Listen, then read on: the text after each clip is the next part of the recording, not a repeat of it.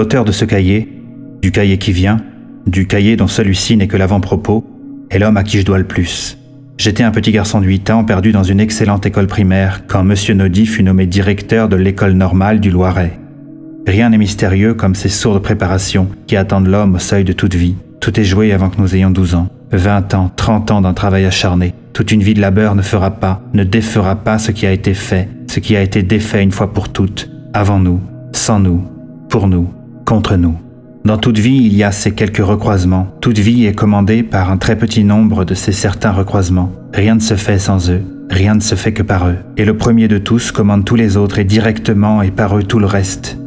C'était le temps des folies scolaires. Les réactionnaires nommaient folies scolaires dans ce temps-là de fort honnêtes constructions en briques ou en pierre de taille où on apprenait à lire aux enfants. Ces folies scolaires étaient commises par l'État, par les départements, par les communes et quelquefois par un généreux donateur. C'était généralement des maisons fort propres et qui en tout cas valaient beaucoup mieux pour les enfants que la boue du ruisseau et que le ruisseau de la rue. Il faut avouer que, dans ces temps-là, elles, ces folies scolaires, avaient en effet l'air un peu insolent. Non point parce qu'elles étaient somptueuses, on mettait ça dans les journaux, qu'elles étaient somptueuses. Elles étaient simplement propres et décentes. Mais parce qu'elles étaient un peu trop voyantes, elles avaient poussé un peu trop partout à la fois, et peut-être un peu trop vite. On les avait trop mis en même temps. Et celles qu'on voyait, on les voyait trop. Elles étaient trop blanches, trop rouges, trop neuves. 40 ans sont passés sur ces coins de la terre. Un simple voyage à Orléans vous convaincrait sans peine qu'aujourd'hui tous ces bâtiments scolaires sont comme nous. Ils ne sont pas trop voyants. Par quel recroisement fallut-il que ce fût dans ce vieux faubourg, à 300 ou 400 mètres de la maison de ma mère, peut-être à moins car j'avais les jambes courtes, qu'on venait d'achever ce palais scolaire qu'était alors l'école normale des instituteurs du Loiret. À 7 ans, on me mit à l'école. Je n'étais pas prêt d'en sortir. Mais enfin, ce n'était pas tout à fait de ma faute. Et les suites non plus ne furent sans doute point tout à fait de ma faute. On me mit à l'école normale. Ce ne devait pas être la première fois. Cela signifiait cette fois-là qu'on me fit rentrer dans cette jolie petite école annexe qui demeurait dans un coin de la première cour de l'école normale, à droite en entrant, comme un espèce de nid rectangulaire, administratif, solennel et doux. Cette petite école annexe avait naturellement un directeur à elle, qu'il fallait se garder de confondre avec le directeur de l'école normale elle-même. Mon directeur fut Monsieur Fautras. Je le vois encore ici. C'était un grand gouvernement. Il avait été prisonnier en Allemagne pendant la guerre. Il revenait de loin. Cela lui conférait un lustre sévère, une grandeur dont nous n'avons plus aucune idée. C'est dans cette même école que je devais rencontrer quelques années plus tard le véritable maître de tous mes commencements. Le plus doux, le plus patient, le plus noble, le plus courtois, le plus aimé, Monsieur Tonnelat. Si nous vivons assez pour atteindre à l'âge des confessions, si tant d'entreprises commencées de toutes mains nous laissent l'espace de mettre par écrit un monde que nous avons connu, j'essaierai de représenter un peu ce qu'était, vers 1880, cet admirable monde de l'enseignement primaire. Plus généralement, j'essaierai de représenter ce qu'était alors tout cet admirable monde ouvrier et paysan, disons-le d'un mot, tout cet admirable peuple. C'était rigoureusement l'ancienne France et le peuple de l'ancienne France. C'était un monde à qui appliquer ce beau nom de peuple, recevait sa pleine, son antique application. Quand on dit le peuple aujourd'hui, on fait de la littérature, et même une des plus basses, de la littérature électorale, politique et parlementaire. Il n'y a plus de peuple, tout le monde est bourgeois, puisque tout le monde lit son journal. Le peu qui restait de l'ancienne, ou plutôt des anciennes aristocraties, est devenu une basse bourgeoisie. L'ancienne aristocratie est devenue comme les autres une bourgeoisie d'argent. L'ancienne bourgeoisie est devenue une basse bourgeoisie, une bourgeoisie d'argent. Quant aux ouvriers, ils n'ont plus qu'une idée, c'est de devenir des bourgeois. C'est même ce qu'ils nomment devenir socialistes. Il n'y a guère que les paysans qui soient restés profondément paysans. Nous avons été élevés dans un tout autre monde. On peut dire dans le sens le plus rigoureux des termes qu'un enfant élevé dans une ville comme Orléans entre 1873 et 1880 a littéralement touché l'ancienne France, l'ancien peuple, le peuple tout court, qu'il a littéralement participé de l'ancienne France, du peuple. On peut même dire qu'il en a participé entièrement, car l'ancienne France était encore toute et intacte. La débâcle s'est faite, si je puis dire, d'un seul tenant, et en moins de quelques années. Nous essaierons de le dire. Nous avons connu, nous avons touché l'ancienne France et nous l'avons connue intacte. Nous avons été enfants, nous avons connu un peuple, nous l'avons touché. Nous avons été du peuple quand il y en avait un. Le dernier ouvrier de ce temps-là était un homme de l'ancienne France, et aujourd'hui le plus insupportable des disciples de Monsieur Maurras n'est pas pour un atome un homme de l'ancienne France. Nous essaierons, si nous le pouvons, de représenter cela. Une femme fort intelligente, qui se dirige allègrement vers ses 70 et quelques années, disait « Le monde a moins changé pendant mes 60 premières années qu'il n'a changé depuis 10 ans. Il faut aller plus loin. Il faut dire avec elle, il faut dire au-delà d'elle, le monde a moins changé depuis Jésus-Christ qu'il n'a changé depuis 30 ans. Il y a eu l'âge antique et biblique, il y a eu l'âge chrétien, il y a l'âge moderne. Une ferme en Beauce, encore après la guerre, était infiniment plus près d'une ferme gallo-romaine, ou plutôt de la même ferme gallo-romaine, pour les mœurs, pour le statut, pour le sérieux, pour la gravité, pour la structure même et l'institution, pour la dignité, et même au fond d'une ferme de Xénophon, qu'aujourd'hui elle ne ressemble à elle-même. Nous essaierons de le dire. Nous avons connu un temps où quand une bonne femme disait un mot, c'était sa race même, son être, son peuple qui parlait, qui sortait. Et quand un ouvrier allumait sa cigarette, ce qu'il allait vous dire, ce n'était pas ce que le journaliste a dit dans le journal de ce matin. Les libres penseurs de ce matin-là étaient plus chrétiens que nos dévots d'aujourd'hui. Une paroisse ordinaire de ce temps-là était infiniment plus qu'une paroisse du XVe siècle, ou du IVe siècle, mettons du 5e ou du 8e, que d'une paroisse actuelle. C'est pour cela que l'on est exposé à être extrêmement injuste envers Michelet et tous ceux de sa race. Et ce qui est encore peut-être plus grave, à être extrêmement inentendant de Michelet et de tous ceux de sa race, à en être inintelligent. Quand aujourd'hui on dit le peuple, en effet on fait une figure, et même une assez pauvre figure, et même une figure tout à fait vaine, je veux dire une figure où on ne peut rien mettre du tout dedans, et en outre une figure politique et une figure parlementaire. Mais quand Michelet et ceux de sa race parlaient du peuple, c'est eux qui étaient dans la réalité même, c'est eux qui parlaient d'un être et qui avaient connu cet être. Or cet être-là, ce peuple, c'est celui que nous aussi nous avons connu, c'est celui où nous avons été élevés, c'est celui que nous avons connu encore dans son plein fonctionnement, dans toute sa vie, dans toute sa race, dans tout son beau libre jeu. Et rien ne faisait prévoir, et il semblait que cela ne dût jamais finir. 10 ans après, il n'y avait plus rien. Le peuple s'était acharné à tuer le peuple, presque instantanément, à supprimer l'être même du peuple, un peu comme la famille d'Orléans, un peu moins instantanément peut-être, s'est acharné à tuer le roi. D'ailleurs, tout ce dont nous souffrons est au fond un orléanisme, orléanisme de la religion, orléanisme de la République. Voilà ce qu'il faudra marquer dans des confessions, et tâcher de le faire voir, et tâcher de le faire entendre, d'autant plus exactement, d'autant plus précieusement, et si nous le pouvons, d'autant plus uniquement que l'on ne reverra jamais cela. Il y a des innocents qui ne se recouvrent pas, il y a des ignorances qui tombent absolument, il y a des irréversibles dans la vie des peuples comme dans la vie des hommes. Rome n'est jamais revenue des cabanes de paille. Non seulement dans l'ensemble, tout est irréversible, mais il y a des âges, des irréversibles propres. Le croira-t-on? Nous avons été nourris dans un peuple gai. Dans ce temps-là, un chantier était un lieu de la terre où des hommes étaient heureux. Aujourd'hui, un chantier est un lieu de la terre où des hommes récriminent, s'en veulent, se battent, se tuent. De mon temps, tout le monde chantait, excepté moi, mais j'étais déjà indigne d'être de ce temps-là. Dans la plupart des corps de métier, on chantait. Dans ce temps-là, on ne gagnait pour ainsi dire rien. Les salaires étaient d'une bassesse dont on n'a pas idée, et pourtant tout le monde bouffait. Il y avait dans les plus humbles maisons une sorte d'aisance dont on a perdu le souvenir. Au fond, on ne comptait pas, on n'avait pas à compter, et on pouvait élever des enfants, et on en élevait. Il n'y avait pas cette espèce d'affreuse strangulation économique qui à présent d'année en année nous donne un tour de plus. On ne gagnait rien, on ne dépensait rien, et tout le monde vivait. Il n'y avait pas cet étranglement économique d'aujourd'hui, cette strangulation scientifique, froide, rectangulaire, régulière, propre, nette, sans une bavure, implacable, sage, commune, constante, commode, comme une vertu, où il n'y avait rien à dire, et où celui qui est étranglé a si évidemment tort. On ne saura jamais jusqu'où allait la décence et la justesse d'âme de ce peuple. Une telle finesse, une telle culture profonde ne se retrouvera plus, ni une telle finesse de précaution de parler. Ces gens-là eussent rougi de notre meilleur ton d'aujourd'hui, qui est le ton bourgeois, et aujourd'hui tout le monde est bourgeois. Nous croira-t-on? Et ceci revient encore au même, nous avons connu des ouvriers qui avaient envie de travailler. On ne pensait qu'à travailler. Nous avons connu des ouvriers qui le matin ne pensaient qu'à travailler. Ils se levaient le matin, et à quelle heure? Et ils chantaient à l'idée qu'ils partaient travailler. À 11 heures, ils chantaient en allant à la soupe. En somme, c'est toujours du Hugo. Mais c'est toujours à Hugo qu'il en faut revenir. Ils allaient, ils chantaient. Travailler était leur joie même, et la racine profonde de leur être, et la raison de leur être. Il y avait un bonheur incroyable du travail, le plus beau de tous les honneurs, le plus chrétien, le seul peut-être qui se tienne debout. C'est par exemple pour cela que je dis qu'un libre penseur, de ce temps-là, était plus chrétien qu'un dévot de nos jours. Parce qu'un dévot de nos jours est forcément un bourgeois. Et aujourd'hui tout le monde est bourgeois.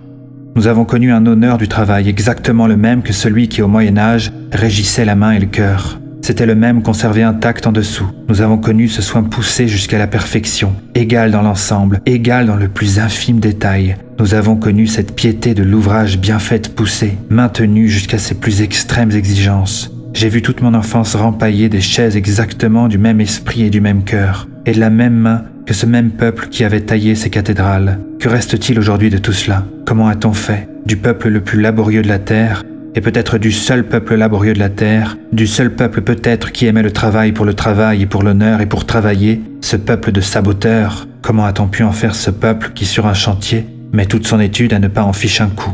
Ce sera dans l'histoire une des plus grandes victoires et sans doute la seule de la démagogie bourgeoise intellectuelle. Mais il faut avouer qu'elle compte, cette victoire. Il y a eu la révolution chrétienne et il y a eu la révolution moderne. Voilà les deux qu'il faut compter. Un artisan de mon temps était un artisan de n'importe quel temps chrétien, et sans doute peut-être de n'importe quel temps antique. Un artisan d'aujourd'hui n'est plus un artisan. Dans ce bel honneur de métier convergeaient tous les plus beaux, tous les plus nobles sentiments, une dignité, une fierté, ne jamais rien demander à personne, disait-il. Voilà dans quelles idées nous avons été élevés, car demander du travail, ce n'était pas demander. C'était le plus normalement du monde, le plus naturellement réclamé, pas même réclamé. C'était se mettre à sa place dans un atelier. C'était dans une cité laborieuse, se mettre tranquillement à la place de travail qui vous attendait. Un ouvrier de ce temps-là ne savait pas ce que c'est que quémander. C'est la bourgeoisie qui quémande. C'est la bourgeoisie qui, les faisant bourgeois, leur a appris à quémander. Aujourd'hui, dans cette insolence même et dans cette brutalité, dans cette sorte d'incohérence qu'ils apportent à leurs revendications, il est très facile de sentir cette honte sourde, d'être forcé de demander, d'avoir été amené par l'événement de l'histoire économique à quémander. Ah oui, ils demandent quelque chose à quelqu'un à présent. Ils demandent même tout à tout le monde. Exiger, c'est encore demander, c'est encore servir. Ces ouvriers ne servaient pas. Ils travaillaient, ils avaient un honneur absolu, comme c'est le propre d'un honneur. Il fallait qu'un bâton de chaise fût bien fait. C'était entendu, c'était un primat. Il ne fallait pas qu'il fût bien fait pour le salaire ou moyennant le salaire. Il ne fallait pas qu'il fût bien fait pour le patron, ni pour les connaisseurs, ni pour les clients du patron. Il fallait qu'il fût bien fait lui-même, en lui-même, pour lui-même, dans son être même. Une tradition, venue, montée du plus profond de la race, une histoire, un absolu, un honneur voulait que ce bâton de chaise fût bien fait. Toute partie, dans la chaise, qui ne se voyait pas, était exactement aussi parfaitement faite que ce qu'on voyait. C'était le principe même des cathédrales. Et encore, c'est moi qui en recherche si long, moi, dégénéré. Pour eux, chez eux, il n'y avait pas l'ombre d'une réflexion. Le travail était là, on travaillait bien. Il ne s'agissait pas d'être vu ou pas vu, c'était l'être même du travail qui devait être bien fait, et un sentiment incroyablement profond de ce que nous nommons aujourd'hui l'honneur du sport. Mais en ce temps-là, répandu partout. Non seulement l'idée de faire rendre le mieux, mais l'idée, dans le mieux, dans le bien, de faire rendre le plus. Non seulement à qui ferait le mieux, mais à qui en ferait le plus. C'était un beau sport continuel, qui était de toutes les heures, dont la vie même était pénétrée, tissée, un dégoût sans fond pour l'ouvrage mal fait, un mépris plus que de grand seigneur pour celui qui eut mal travaillé, mais l'idée ne leur en venait même pas. Tous les honneurs convergeaient en cet honneur, une décence et une finesse de langage, un respect du foyer, un sens du respect, de tous les respects, de l'être même du respect, une cérémonie pour ainsi dire constante.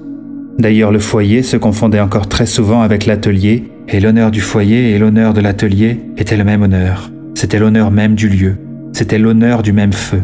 Qu'est-ce que tout cela est devenu? Tout était un rythme et une cérémonie depuis le petit lever. Tout était un événement, sacré. Tout était une tradition, un enseignement. Tout était légué. Tout était la plus sainte habitude. Tout était une élévation intérieure et une prière toute la journée, le sommeil et la veille, le travail et le peu de repos, le lit et la table, la soupe et le bœuf, la maison et le jardin, la porte et la rue, la cour et le pas de la porte et les assiettes sur la table. Il disait en riant, et pour embêter les curés, que travailler c'est prier, et ils ne croyaient pas si bien dire, tant leur travail était une prière, et l'atelier était un oratoire. Tout était le long événement d'un beau rite. Ils eussent été surpris, ces ouvriers, et quel eût été, non pas même leur dégoût, leur incrédulité, comme ils auraient cru que l'on blaguait si on leur avait dit que quelques années plus tard, dans les chantiers, les ouvriers, les compagnons, se proposeraient officiellement d'en faire le moins possible, et qu'ils considéreraient ça comme une grande victoire. Une telle idée pour eux, en supposant qu'ils pussent la concevoir, c'eût été porter une atteinte directe à eux-mêmes, à leur être, ça aurait été douter de leur capacité, puisque ça aurait été supposé qu'ils ne rendraient pas tant qu'ils pouvaient. C'est comme de supposer d'un soldat qu'il ne serait pas victorieux. Eux aussi, ils vivaient dans une victoire perpétuelle. Mais quelle autre victoire? Quelle même et quelle autre? Une victoire de toutes les heures du jour, dans tous les jours de la vie. Un honneur égal à n'importe quel honneur militaire. Les sentiments mêmes de la garde impériale. Et par suite ou ensemble, tous les beaux sentiments adjoints ou connexes. Tous les beaux sentiments dérivés et filiaux. Un respect des vieillards, des parents, de la parenté.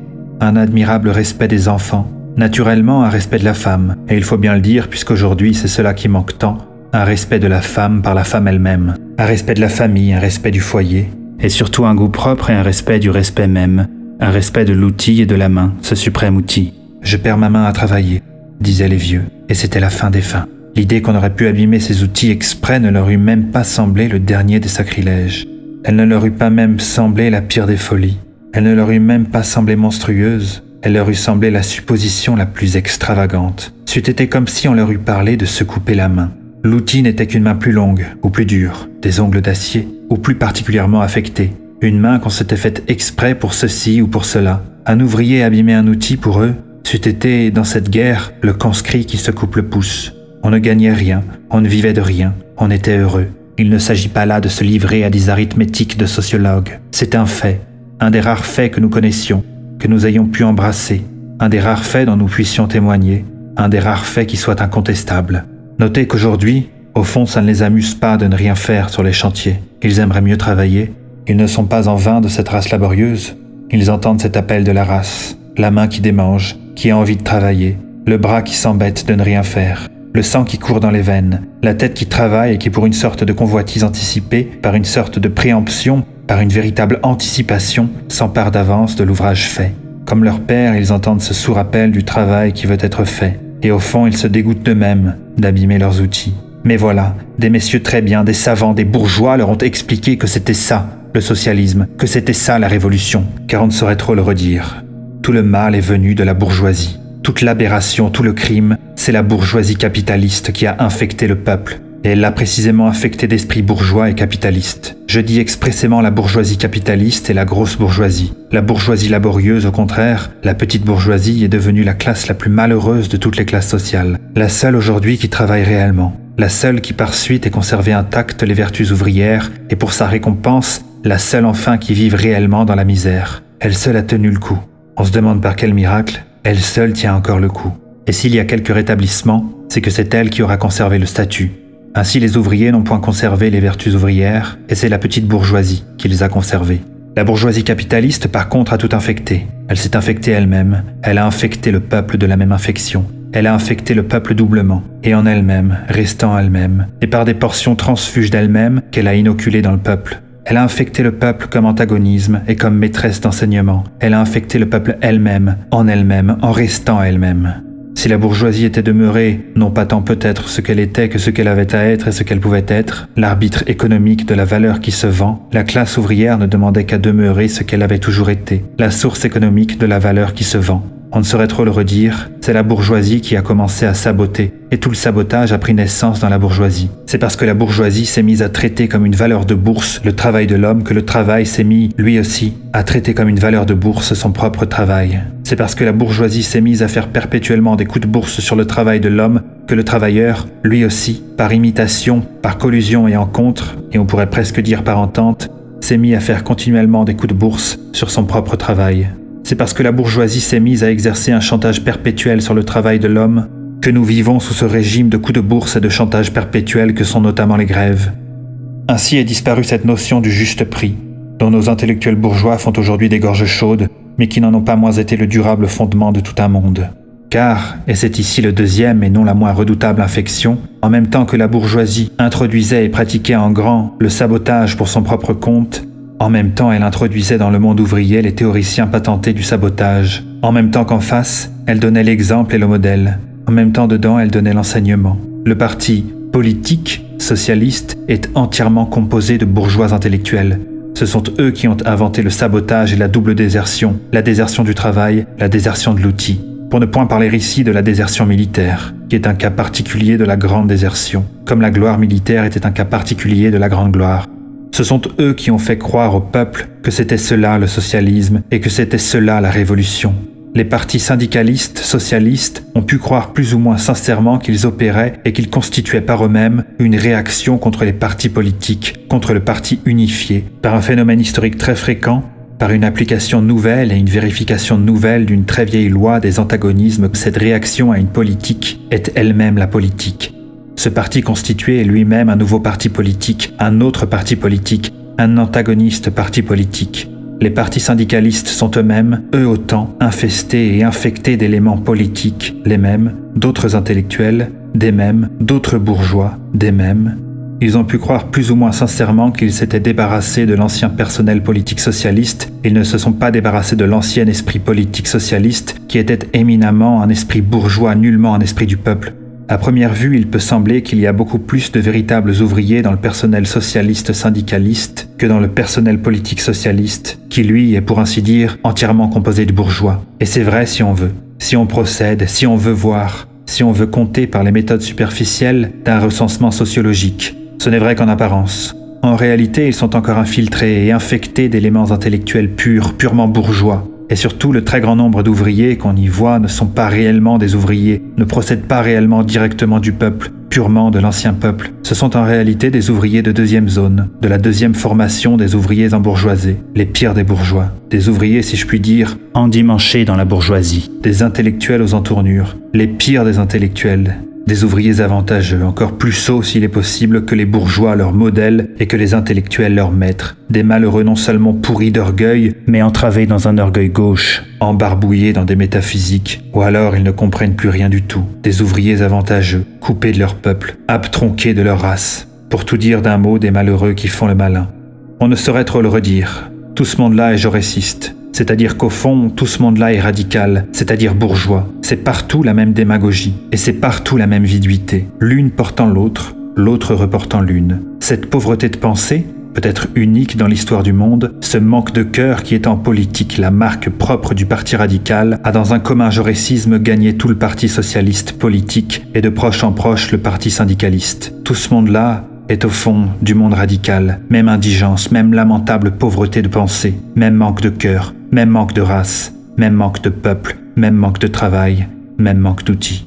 Partout les mêmes embarras gauche, partout les mêmes éloquences, partout le même parlementarisme, les mêmes superstitions, les mêmes truquements parlementaires, les mêmes basculements. Partout ce même orgueil creux, ces bras raides, ces doigts d'orateur, ces mains qui ne savent pas manier l'outil. Partout ces embarras métaphysiques et ces têtes comme des noisettes. Ils ont pu donner une autre matière, un autre point d'application à leur radicalisme ou faire semblant, mais le mode même et l'être de leur radicalisme est le même. Même infécondité profonde et même besoin d'infécondité.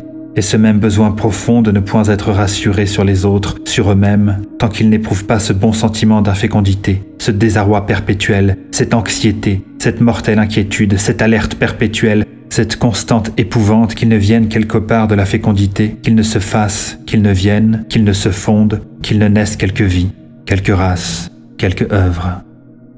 Je ne veux point revenir ici sur ce nom de Jaurès. L'homme qui représente en France la politique impériale allemande est tombé au-dessous du mépris qui puisse s'adresser le plus bas. Ce représentant en France de la politique impérialiste allemande, capitaliste allemande et particulièrement coloniale allemande est tombé dans un mépris universel. Ce traître par essence a pu trahir une première fois le socialisme au profit des partis bourgeois. Il a pu trahir une deuxième fois le dreyfusisme au profit de la raison d'État. Et à quels autres profits? Il a pu trahir ces deux mystiques au profit de ces deux politiques. Il a essayé de trahir une troisième fois, il a essayé de trahir la France, même au profit de la politique allemande et de la politique allemande la plus bourgeoise. Il a ici rencontré une résistance qui doit l'avertir de ce qu'il attend dans le honteux couronnement de sa carrière, et que tant de turpitudes ne trouveront peut-être pas toujours une égale réussite. Ce qu'il avait fait du socialisme, ce qu'il avait fait du dreyfusisme, il voulait le faire de la France aussi, une misérable loque. Mais il s'est trouvé que la France était mieux gardée. Je demande pardon au lecteur de prononcer ici le nom de M. Jaurès.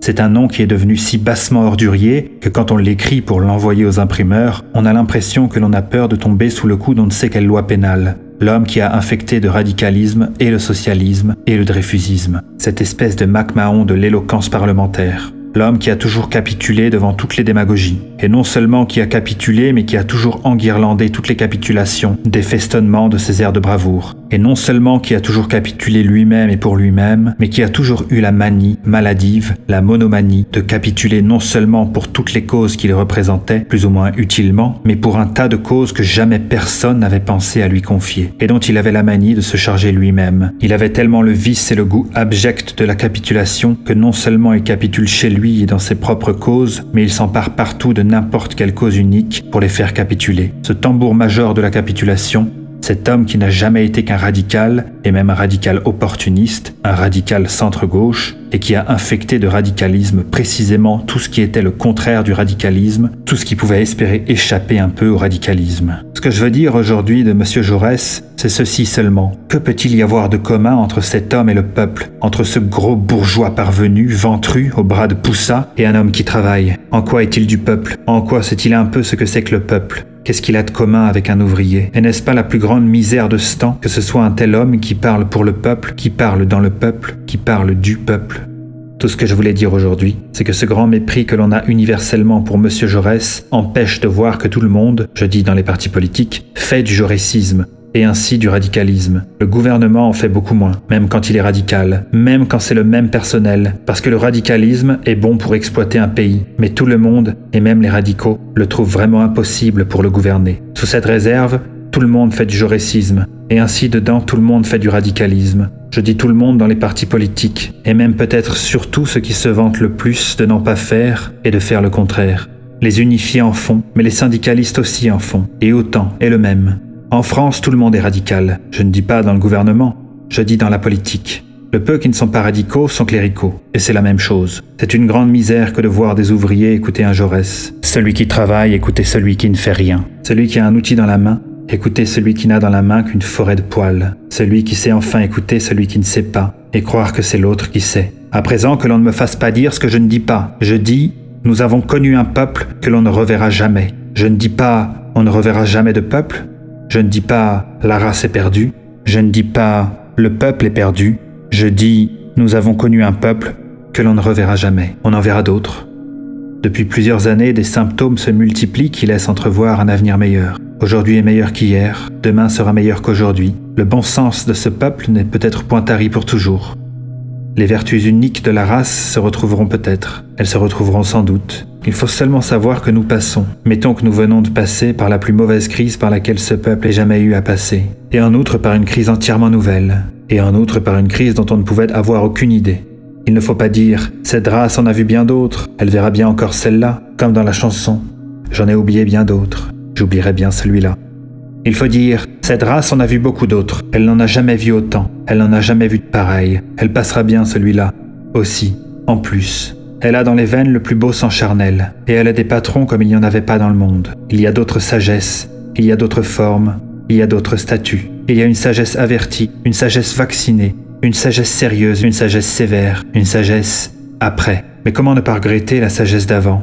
Comment ne pas donner un dernier souvenir à cette innocence que nous ne reverrons plus? On ne peut que se représenter quelle était alors la santé de cette race. Et surtout cette bonne humeur générale, constante, ce climat de bonne humeur, et ce bonheur, ce climat de bonheur. Évidemment, on ne vivait point encore dans l'égalité. On n'y pensait même pas à l'égalité. J'entends une égalité sociale, une inégalité commune, communément acceptée, une inégalité générale, un ordre, une hiérarchie qui paraissait naturelle, ne faisait qu'étager les différents niveaux du commun bonheur. On ne parle aujourd'hui que de l'égalité, et nous vivons dans la plus monstrueuse inégalité économique que l'on ait jamais vue dans l'histoire du monde. On vivait alors, on avait des enfants, ils n'avaient aucunement cette impression que nous avons d'être au bagne. Ils n'avaient pas comme nous cette impression d'un étranglement économique, d'un collier de fer qui tient à la gorge et qui se serre tous les jours d'un cran. Ils n'avaient point inventé cet admirable mécanisme de la grève moderne à jet continu, qui fait toujours monter les salaires d'un tiers, et le prix de la vie d'une bonne moitié, et la misère de la différence. De tout ce peuple, les meilleurs étaient peut-être encore ces bons citoyens qu'étaient nos instituteurs. Il est vrai que ce n'était point pour nous des instituteurs ou à peine, c'était des maîtres d'école. C'était le temps où les contributions étaient encore des impôts.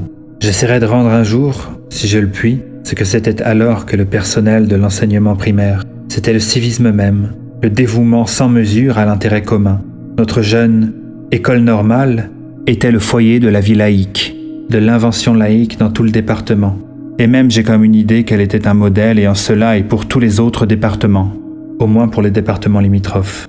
Sous la direction de notre directeur particulier, le directeur de l'école annexe de jeunes maîtres de l'école normale venait chaque semaine nous faire l'école. Parlons bien, ils venaient nous faire la classe. Ils étaient comme les jeunes barras de la République. Ils étaient toujours prêts à crier « Vive la République ! Vive la nation !»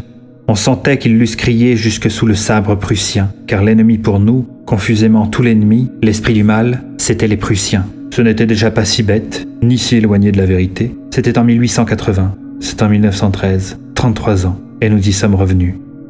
Nos jeunes maîtres étaient beaux comme des hussards noirs, sveltes, sévères, sanglés, sérieux et un peu tremblants de leur précoce, de leur soudaine omnipotence. Un long pantalon noir, mais, je pense, avec un liseré violet. Le violet n'est pas seulement la couleur des évêques, il est aussi la couleur de l'enseignement primaire. Un gilet noir, une longue redingote noire, bien tombante, mais 2 croisements de palmes violettes au revers, une casquette plate, noire, mais un recroisement de palmes violettes au-dessus du front. Cet uniforme civil était une sorte d'uniforme militaire encore plus sévère, encore plus militaire, étant un uniforme civique. Quelque chose, je pense, comme le fameux cadre noir de Saumur. Rien n'est beau comme un bel uniforme. Noir parmi les uniformes militaires. C'est la ligne même. Et la sévérité, portée par ces gamins qui étaient vraiment les enfants de la République, par ces jeunes hussards de la République, par ces nourrissons de la République, par ces hussards noirs de la sévérité. Je crois avoir dit qu'ils étaient très vieux. Ils avaient au moins 15 ans. Toutes les semaines, il en remontait un de l'école normale vers l'école annexe. Et c'était toujours à nouveau. Et ainsi, cette école normale semblait un régiment inépuisable. Elle était comme un immense dépôt, gouvernemental, de jeunesse et de civisme. Le gouvernement de la République était chargé de nous fournir tant de jeunesse et tant d'enseignement. L'État était chargé de nous fournir tant de sérieux. Cette école normale faisait un réservoir inépuisable. C'était une grande question, parmi les bonnes femmes du faubourg, de savoir si c'était bon pour les enfants, de changer comme ça de maître tous les lundis matins. Mais les partisans répondaient qu'on avait toujours le même maître qui était le directeur de l'école annexe, et qui ne changeait pas, et que cette maison-là, puisque c'était l'école normale, était certainement ce qu'il y avait de plus savant dans le département du Loiret et par suite sans doute en France. Et dans tous les autres départements, il y eut cette fois que le préfet vint visiter l'école. Mais ceci m'emmènerait vers des confidences. J'appris alors, comme j'eusse appris un autre morceau de l'histoire de France, qu'il ne fallait pas l'appeler monsieur tout court, mais monsieur le préfet. D'ailleurs, je dois le dire, il fut très content de nous. Il s'appelait Joly, avec un I ou avec un Y. Nous trouvions très naturel, et même entre nous un peu nécessaire, un peu séant, qu'un préfet eût un nom aussi gracieux. Je ne serais pas surpris que ce fût le même qui encore aujourd'hui, toujours servi par ce nom gracieux, mais l'ayant légèrement renforcé, sous le nom de monsieur Joly avec un Y ou avec un I, préside aujourd'hui à Nice, ou présidait récemment aux destinées des Alpes-Maritimes, et reçoit ou recevait beaucoup de souverains. Et les premiers vers que j'ai entendus de ma vie, et dont on m'a dit « on appelle ça des vers », c'étaient les soldats de l'an 2. Ô soldats de l'an 2, ô guerre, épopée, on voit que ça m'a servi. Jusque-là, je croyais que ça s'appelait des fables, et le premier livre que j'ai reçu en prix, aux vacances de Pâques, c'était précisément les fables de La Fontaine. Mais ceci m'entraînerait dans des sentimentalités. Je voudrais dire quelques jours et je voudrais être capable de le dire dignement, dans quelle amitié, dans quel beau climat d'honneur et de fidélité vivait alors ce noble enseignement primaire. Je voudrais faire un portrait de tous mes maîtres. Tous m'ont suivi, tous me sont restés obstinément fidèles dans toutes les pauvretés de ma difficile carrière. Ils n'étaient point comme nos beaux maîtres de Sorbonne. Ils ne croyaient point que, parce qu'un homme a été votre élève, on est tenu de le haïr, et de le combattre et de chercher à l'étrangler, et de l'envier bassement. Ils ne croyaient point que le beau nom d'élève fut un titre suffisant pour tant de vilainie, et pour venir en but à tant de basse haine. Au contraire, ils croyaient, si je puis dire, ils pratiquaient que d'être maître et élève, cela constitue une liaison sacrée, fort apparentée à cette liaison qui de la filiale devient la paternelle. Suivant le beau mot de la Picte, ils pensaient que l'on n'a pas souvent des devoirs envers ses maîtres, mais que l'on en a aussi et peut-être surtout envers ses élèves. Car enfin les élèves, on les fait, et c'est assez grave. Ces jeunes gens qui venaient chaque semaine et que nous appelions officiellement des élèves maîtres, parce qu'ils apprenaient à devenir des maîtres, étaient nos aînés et nos frères. Là j'ai connu, je dis, comme élève maître, cet homme d'un si grand cœur et de tant de bonté qui fit depuis une si belle et si sérieuse carrière scientifique, Charles Gravier, et qui est, je pense aujourd'hui, assistant de macologie au muséum, et qui devrait être plus. Là j'ai connu, dans le personnel même de l'école normale, l'économe Monsieur Lecomte, le type même de ce que ce monde avait de sérieux, de sévère, de ponctuel, de juste, de probe, et en même temps de ponctuel et de délicat, et en même temps de bienveillant et d'ami et de sévèrement affectueux, et en même temps de silencieux et de modeste et de bien à sa place. En lui se résumait tout l'ordre de cette belle société. Ses fonctionnaires, ses instituteurs, cet économe ne s'était aucunement retranché ni sorti du peuple, du monde ouvrier et paysan, ni il ne boudait aucunement le peuple, ni ils n'entendaient aucunement le gouverner, à peine le conduire. Il faut dire qu'ils s'entendaient à le former. Ils en avaient le droit, car ils en étaient dignes. Ils n'y ont point réussi et ce fut un grand malheur pour tout le monde. Mais s'ils n'y ont point réussi, je ne vois pas qui pourrait s'en féliciter, et qui, à leur place, y a jamais réussi. Et s'ils n'ont pas réussi, c'est que certainement, c'était impossible. Sortis du peuple, mais dans l'autre sens de sortir, fils d'ouvriers, mais surtout de paysans et de petits propriétaires, souvent petits propriétaires eux-mêmes, de quelques lopins de terre quelque part dans le département, il restait le même peuple, nullement endimanché, je vous prie de le croire, seulement un peu plus aligné, un peu plus rangé, un peu plus ordonné dans ces beaux jardins de maisons d'école. Avant tout, ils ne faisaient pas les malins. Ils étaient juste à leur place dans une société bien faite. Ils savaient jusqu'où ils iraient, et aussi ils y parvenaient infailliblement. C'était en 1880. C'est donc dans toute la fureur et la gloire de l'invention de la laïcisation. Nous ne nous en apercevions pas. Nous étions pourtant bien placés pour nous en apercevoir. Non seulement les écoles normales nouvellement créées, je pense, non seulement les écoles normales étaient le cœur et le foyer de la jeune laïcisation, mais notre école normale d'Orléans était une pure entre les pures. Elle était une des têtes et un des cœurs de la laïcisation. Monsieur Naudy, personnellement, était un grand laïcisateur. Heureuse enfance, heureuse innocence. Bénédiction sur une bonne race. Tout nous était bon, tout nous réussissait. Nous prenions de toutes mains et c'était toujours de saine nourriture. Nous allions au catéchisme, le jeudi, je pense, pour ne pas déranger les heures de classe. Le catéchisme était fort loin de là, en ville, dans notre antique paroisse de Saint-Aignan. Tout le monde n'a pas une paroisse comme ça. Il fallait remonter la moitié du faubourg jusqu'à la porte Bourgogne, descendre la moitié de la rue Bourgogne, tourner cette rue à gauche, qui se nommait, je crois, la rue de l'Oriflamme, et traverser le cloître froid comme une cave sous ses marronniers lourds.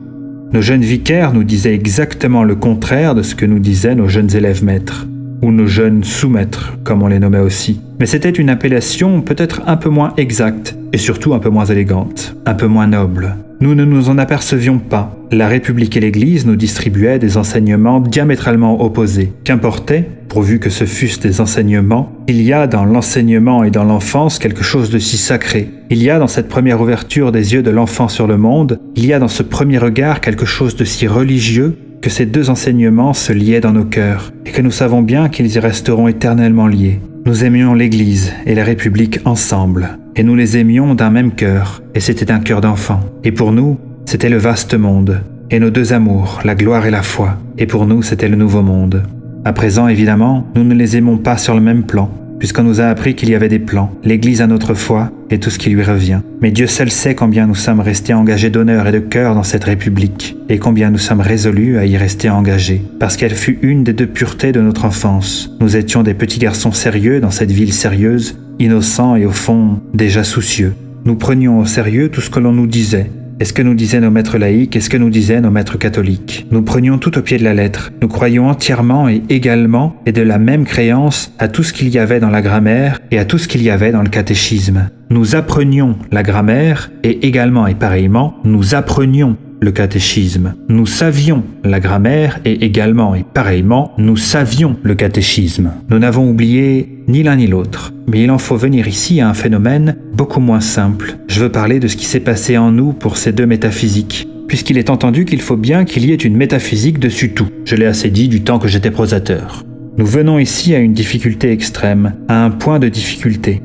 C'est le moment de ne point esquiver les difficultés. Et surtout, celle-ci est importante. C'est le moment de prendre ses responsabilités. Tout le monde a une métaphysique, patente, latente, je l'ai assez dit. Ou alors on n'existe pas. Et même ceux qui n'existent pas en tout de même ont également une métaphysique. Nos maîtres n'en étaient pas là. Nos maîtres existaient, et vivement. Nos maîtres avaient une métaphysique. Et pourquoi le taire? Ils ne s'en taisaient pas. Ils ne s'en sont jamais tus. La métaphysique de nos maîtres, c'était la métaphysique scolaire, d'abord, mais c'était surtout la métaphysique de la science. C'était la métaphysique, ou du moins une métaphysique matérialiste. Ces êtres pleins d'âme avaient une métaphysique matérialiste, mais c'est toujours comme ça. Et en même temps idéaliste, profondément moraliste, et si l'on veut, kantienne. C'était une métaphysique positive, c'était la célèbre métaphysique du progrès, la métaphysique des curés. Mon Dieu, c'était précisément la théologie et ainsi la métaphysique qu'il y a dans le catéchisme. Nos maîtres et nos curés, ce serait un assez bon titre de roman. Nos maîtres laïcs avaient un certain enseignement, une certaine métaphysique. Nos maîtres curés donnaient un enseignement diamétralement contraire, une métaphysique diamétralement contraire. Nous ne nous en apercevions pas. Je n'ai pas besoin de le dire, et aussi bien ce n'est pas cela que je veux dire. Ce que je veux dire est plus grave. Je l'ai dit, nous croyons intégralement tout ce que l'on nous disait.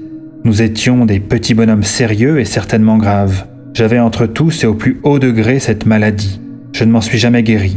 Aujourd'hui même, je crois encore tout ce qu'on me dit. Et je sens bien que je ne changerai jamais. D'abord, on ne change jamais. J'ai toujours tout pris au sérieux. Cela m'a mené loin. Nous croyons donc intégralement aux enseignements de nos maîtres, et également intégralement aux enseignements de nos curés. Nous absorbions intégralement les ou la métaphysique de nos maîtres, et également intégralement la métaphysique de nos curés.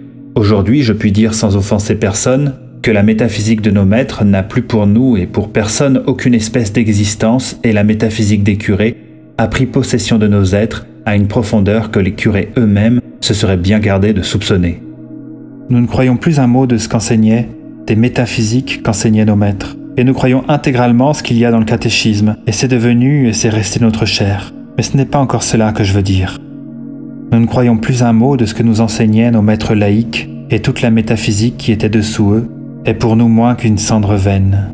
Nous ne croyons pas seulement, nous sommes intégralement nourris de ce que nous enseignaient les curés, de ce qu'il y a dans le catéchisme. Or, nos maîtres laïcs ont gardé tout notre cœur, et ils ont notre entière confiance.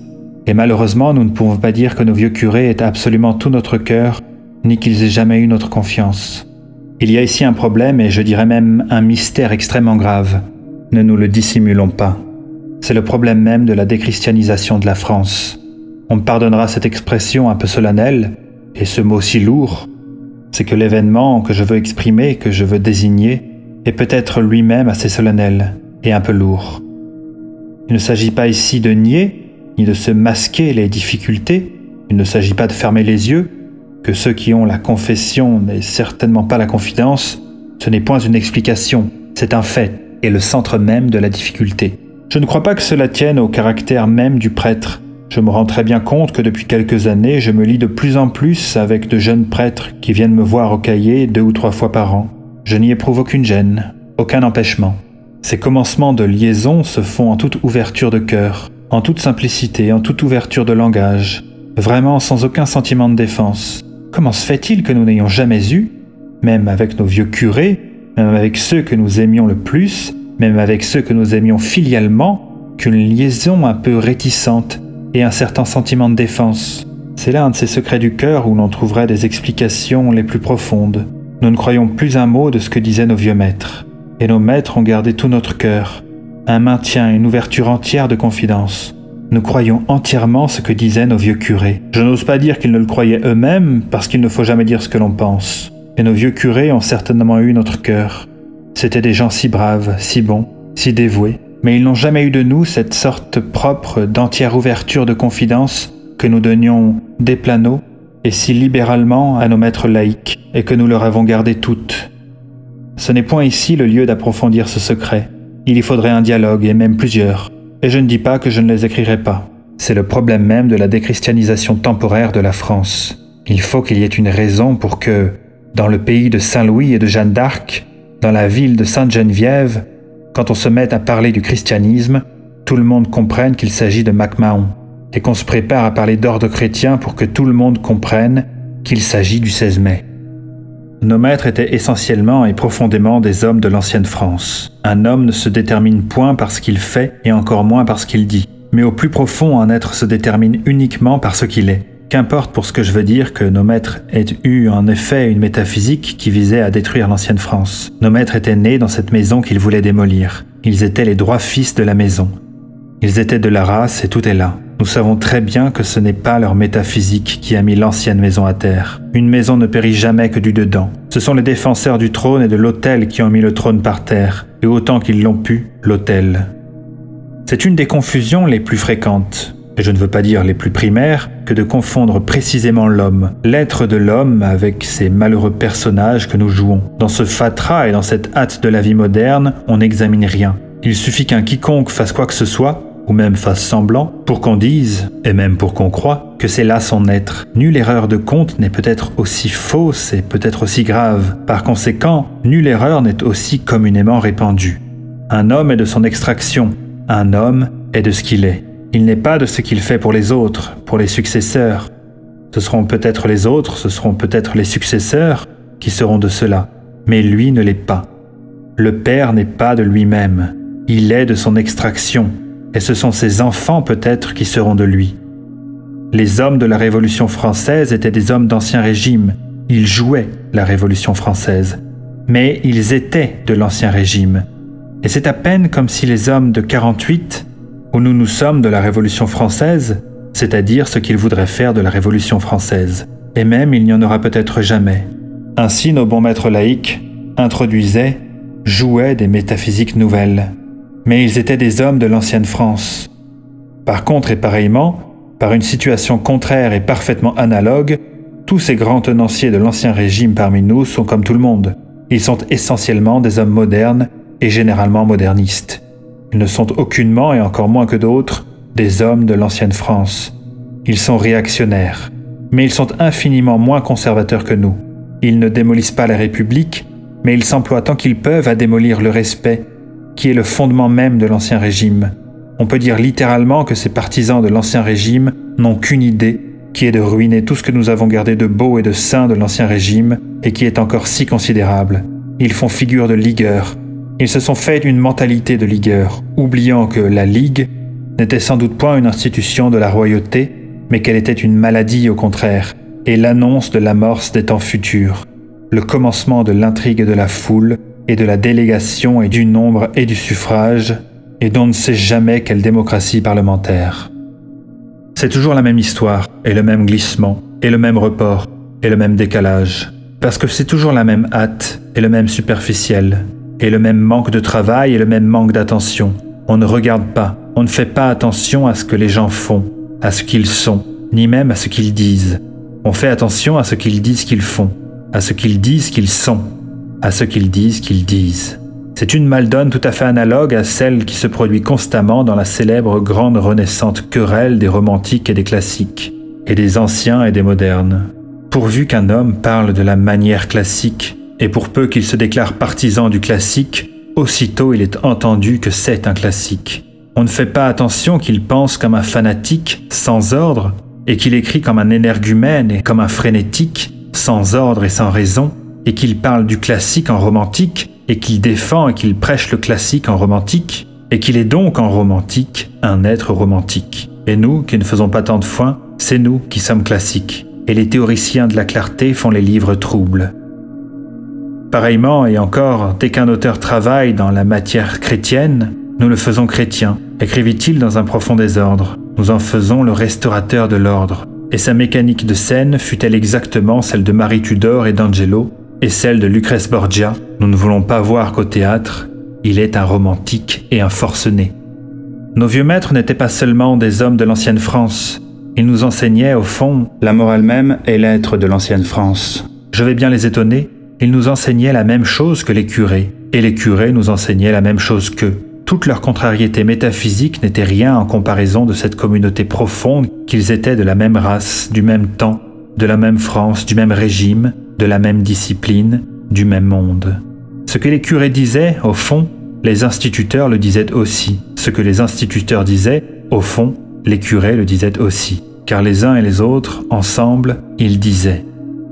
Les uns et les autres, et avec eux nos parents, et dès avant eux nos parents, ils nous disaient, ils nous enseignaient cette stupide morale qui a fait la France, qui aujourd'hui encore l'empêche de se défaire. Cette stupide morale à laquelle nous avons tant cru, à laquelle, sots que nous sommes et peu scientifiques malgré tous les démentis du fait, à laquelle nous nous raccrochons désespérément dans le secret de nos cœurs. Cette pensée fixe de notre solitude, c'est d'entre nous que nous la tenons. Tous les trois, ils nous enseignaient cette morale. Ils nous disaient que un homme qui travaille bien et qui a de la conduite est toujours sûr de ne manquer de rien. Ce qu'il y a de plus fort, c'est qu'ils y croyaient. Et ce qu'il y a de plus fort, c'est que c'était vrai. Les uns paternellement et maternellement, les autres scolairement, intellectuellement, laïquement, les autres dévotement, pieusement, tous doctement, tous paternellement, tous avec beaucoup de cœur, ils enseignaient, ils croyaient, ils constataient cette morale stupide. Notre seul recours, notre secret ressort, qu'un homme qui travaille tant qu'il peut et qui n'a aucun grand vice, qui n'est ni joueur ni ivrogne, est toujours sûr de ne jamais manquer de rien, et comme disait ma mère, qu'il aura toujours du pain pour ses vieux jours. Ils croyaient cela tous, d'une croyance antique et enracinée, d'une croyance indéracinable, indéracinée, que l'homme raisonnable est plein de conduite, que le laborieux était parfaitement assuré de ne jamais mourir de faim, et même qu'il était assuré de pouvoir toujours nourrir sa famille, qu'il trouverait toujours du travail et qu'il gagnerait toujours sa vie. Tout cet ancien monde était essentiellement le monde de gagner sa vie. Pour parler plus précisément, il croyait que l'homme qui se cantonne dans sa pauvreté et qui a même moyennement les vertus de la pauvreté, y trouve une petite sécurité totale. Ou pour parler plus profondément, il croyait que le pain quotidien est assuré par des moyens purement temporels, par le jeu même des balancements économiques, à tout homme qui ayant les vertus de la pauvreté consent, comme d'ailleurs on le doit, à se borner dans la pauvreté. Ce qui d'ailleurs pour eux était en même temps, et en cela même non pas seulement le plus grand bonheur, mais le plus grand bonheur même que l'on pût imaginer, bien se loger dans une petite maison de pauvreté. On se demande où a pu naître, comment a pu naître une croyance aussi stupide. Notre profond secret, notre dernière et notre secrète règle, notre règle de vie secrètement caressée, on se demande où a pu naître, comment a pu naître une opinion aussi déraisonnable, un jugement sur la vie aussi pleinement indéfendable, que l'on ne cherche pas. Cette morale n'était pas stupide, elle était juste alors, et même, elle était la seule juste. Cette croyance n'était pas absurde, elle était fondée en fait, et même, elle était la seule fondée en fait. Cette opinion n'est point déraisonnable, ce jugement n'est point indéfendable. Il procédait au contraire de la réalité la plus profonde de ce temps-là.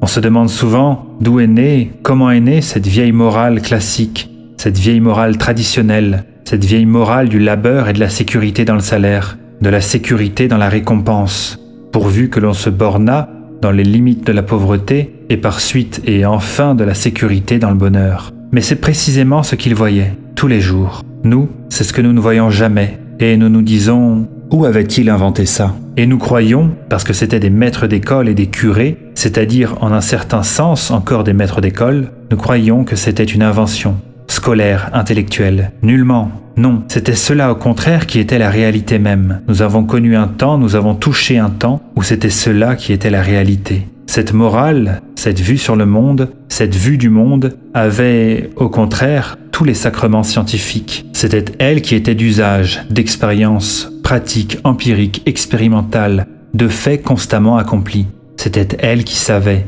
c'était elle qui avait vu. Et c'est peut-être là la différence la plus profonde, l'abîme qu'il y avait entre tout ce grand monde antique, païen, chrétien, français, et notre monde moderne, coupé, comme je l'ai dit, à la date que je l'ai dit. Et ici nous recoupons une fois de plus cette ancienne proposition de nous que le monde moderne, lui seul et de son côté, se contrarie d'un seul coup à tous les autres mondes, à tous les anciens mondes, ensemble en bloc et de leur côté. Nous avons connu, nous avons touché un monde, enfant nous en avons participé, où un homme qui se bornait dans la pauvreté était au moins garanti de la pauvreté. C'était une sorte de contrat sourd entre l'homme et le sort. Et à ce contrat, le sort n'avait jamais manqué avant l'inauguration des temps modernes. Il était entendu que celui qui faisait de la fantaisie, de l'arbitraire, que celui qui introduisait un jeu, que celui qui voulait s'évader de la pauvreté, risquait tout. Puisqu'il introduisait le jeu, il pouvait perdre. Mais celui qui ne jouait pas ne pouvait pas perdre. Il ne pouvait pas soupçonner qu'un temps venait, et qu'il était déjà là, et c'est précisément le temps moderne, où celui qui ne jouerait pas perdrait tout le temps, et encore plus sûrement que celui qui joue. Il ne pouvait pas prévoir qu'un tel temps venait, qu'il était là, que déjà il surplombait. Il ne pouvait pas même supposer qu'il y eût jamais, qu'il dût y avoir un tel temps. Dans leur système, qui était le système même de la réalité, celui qui bravait risquait évidemment tout. Mais celui qui ne bravait pas ne risquait absolument rien. Celui qui tentait, celui qui voulait s'évader de la pauvreté, celui qui jouait de s'évader de la pauvreté, risquait évidemment de retomber dans les plus extrêmes misères. Et celui qui ne jouait pas, celui qui se bornait dans la pauvreté, ne jouant, n'introduisant aucun risque, ne courait non plus aucun risque de tomber dans aucune misère. L'acceptation de la pauvreté décernait une sorte de brevet, instituait une sorte de contrat. L'homme qui résolument se bornait dans la pauvreté n'était jamais traqué dans la pauvreté. C'était un réduit, c'était un asile, et il était sacré. Nos maîtres ne prévoyaient pas. Et comment eussent-ils soupçonné?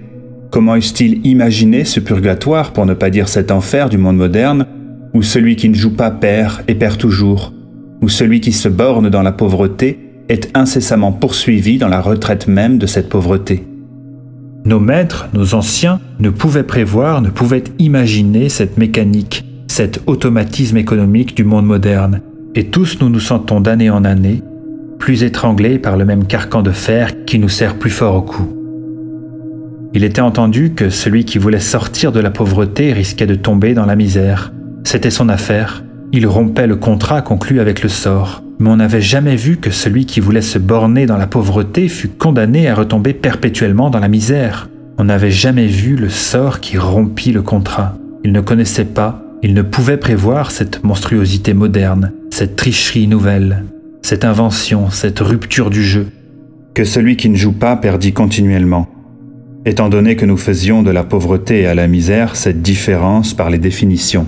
Cette discrimination si profonde et qui va si loin qu'il y a de l'une à l'autre, détermination que j'avais commencé de reconnaître à propos de l'admirable roman de Lavergne dans un cahier intitulé « De Jean Coste ». Dans le mystère de nos bons maîtres, curés et laïcs, les laïcisateurs, et c'était le même système de la réalité, celui qui voulait sortir de la pauvreté par en haut, risquait d'en sortir, d'en être précipité par le bas.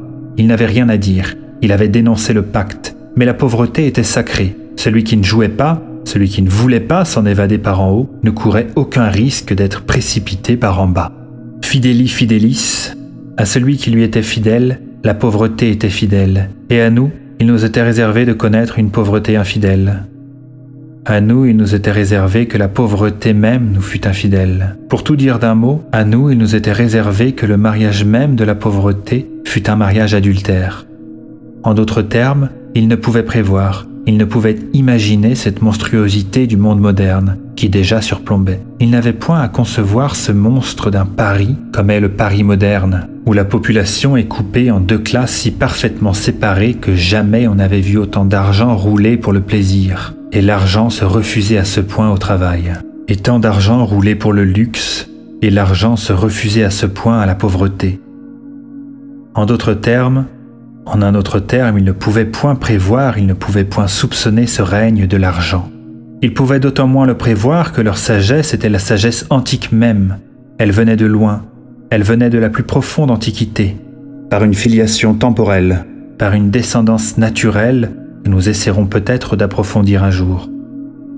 Il y a toujours eu des riches et des pauvres, et il y aura toujours des pauvres parmi vous, et la guerre des riches et des pauvres fait la plus grosse moitié de l'histoire grecque et de beaucoup d'autres histoires, et l'argent n'a jamais cessé d'exercer sa puissance, et il n'a point attendu le commencement des temps modernes pour effectuer ses crimes. Il n'en est pas moins vrai que le mariage de l'homme avec la pauvreté n'avait jamais été rompu, et au commencement des temps modernes, il ne fut pas seulement rompu, mais l'homme et la pauvreté entrèrent dans une infidélité éternelle. Quand on dit les anciens, au regard des temps modernes, il faut entendre ensemble et les anciens et les anciens chrétiens.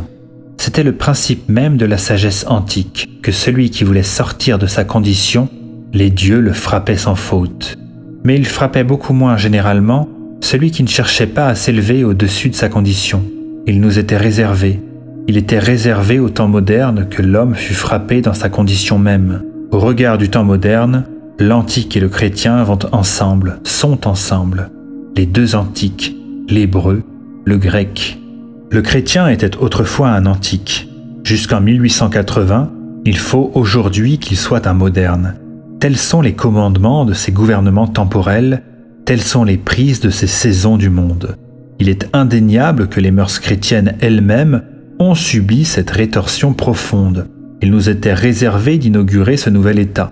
En somme, la chrétienté avait peu à peu étendu au temporel cette parole que « qui s'abaisse sera élevé » et que « qui s'élève sera abaissé ». Ainsi, entendu en ce sens temporel, ce n'est pas seulement la parole de David, « Deposuit patentes et exaltavit », c'est presque la parole antique même, la parole d'Hésiode et d'Homère, et de Sophocle et d'Échille. Il nous était réservé d'inaugurer ce régime où celui qui ne s'élève pas est abaissé tout de même. J'étais depuis 1 an dans cette petite école primaire annexée à notre école normale primaire quand M. Naudy fut nommé directeur de cette école normale, venant d'un autre chef-lieu moins important où il avait passé peut-être une dizaine d'années. C'était, je pense, en 1881. C'était un homme d'une profonde culture, sorti des études secondaires et qui, je crois bien, avait fait son droit. Comme beaucoup d'autres, il s'était pour ainsi dire jeté dans l'enseignement primaire au lendemain de la guerre, dans ce besoin de reconstruction civique auquel en définitive nous devons le rétablissement de la France.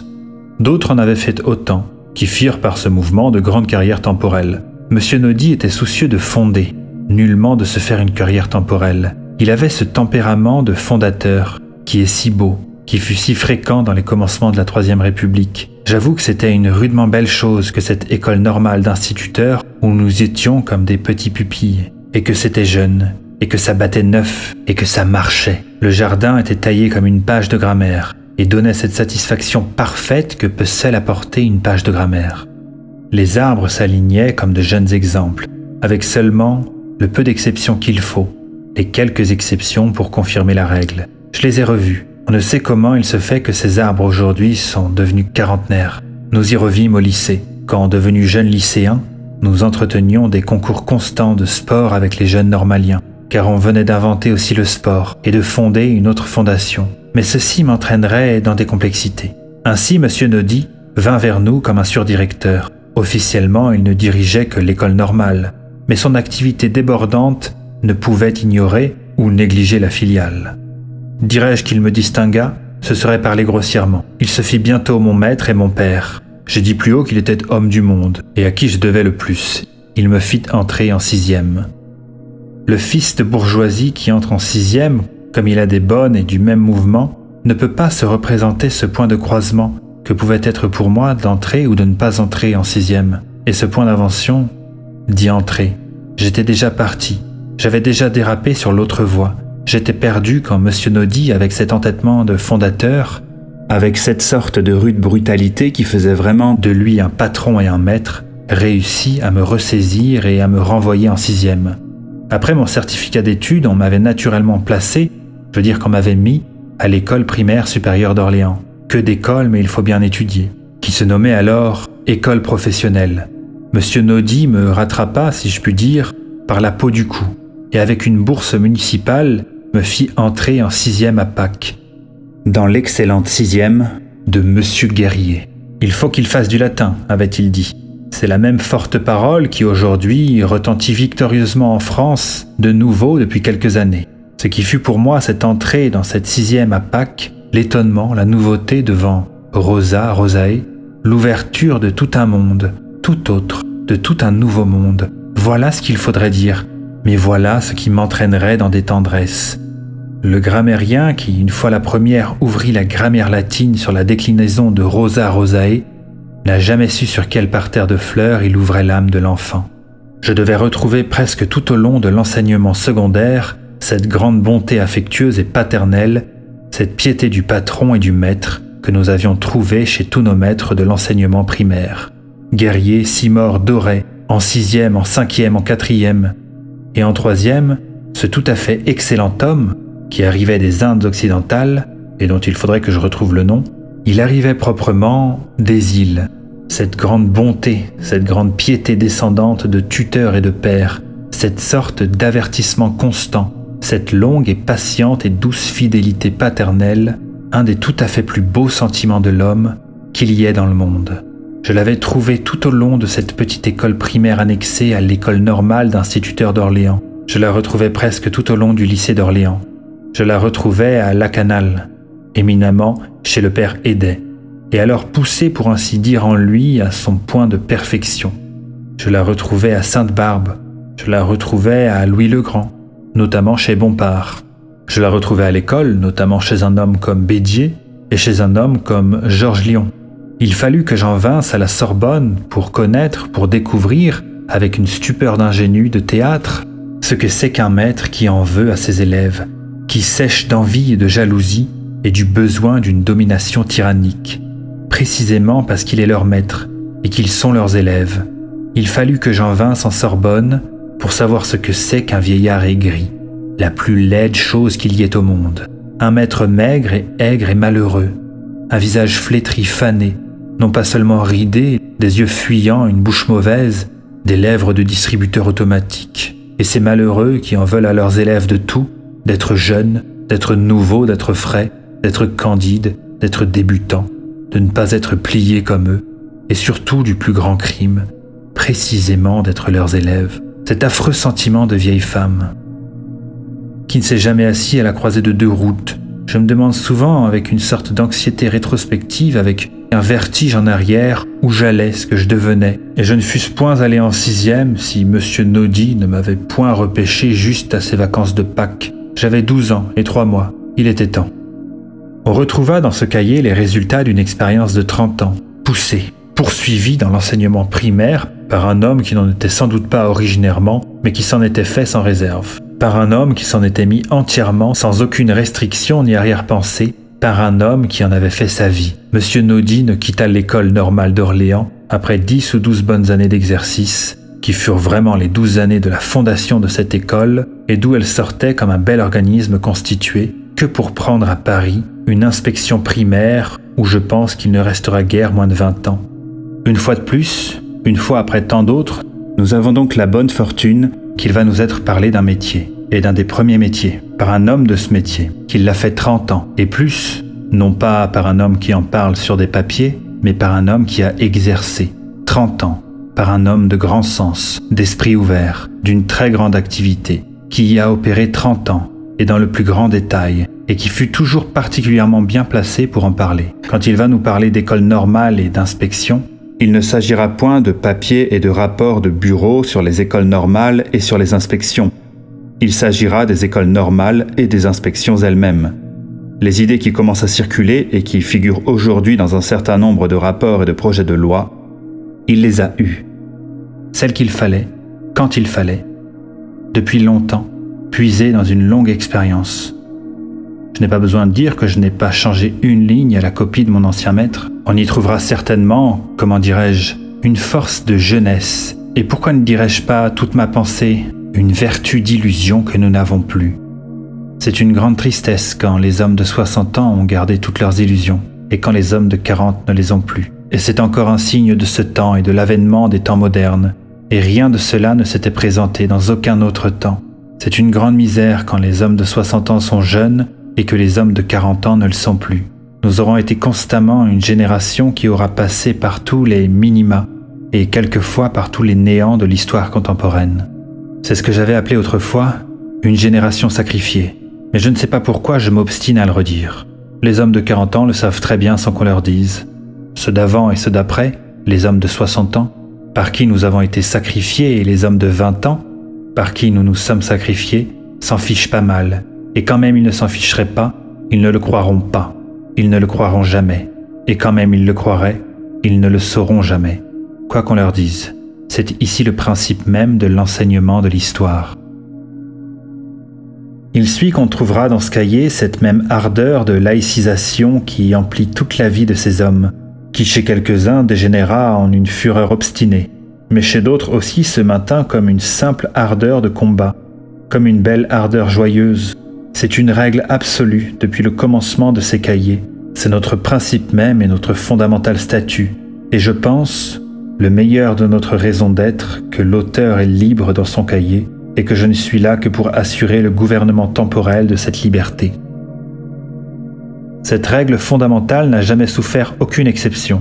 Elle n'allait pas en souffrir une quand la copie m'était apportée par un des hommes à qui je suis le plus attaché. Cette règle fondamentale, obstinément suivie depuis 15 ans, et qui sera suivie aussi longtemps que la maison sera debout, nous a coûté cher. C'est à elle et à elle presque uniquement que nous devons les 15 années de pauvreté par lesquelles nous venons de passer.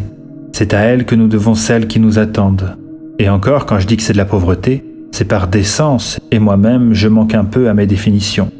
Nous savons très bien qu'il n'y a d'argent que pour ceux qui entrent dans les partis et qui font le jeu des partis. Et quand ce ne sont pas les partis politiques, il faut au moins que ce soit les partis littéraires.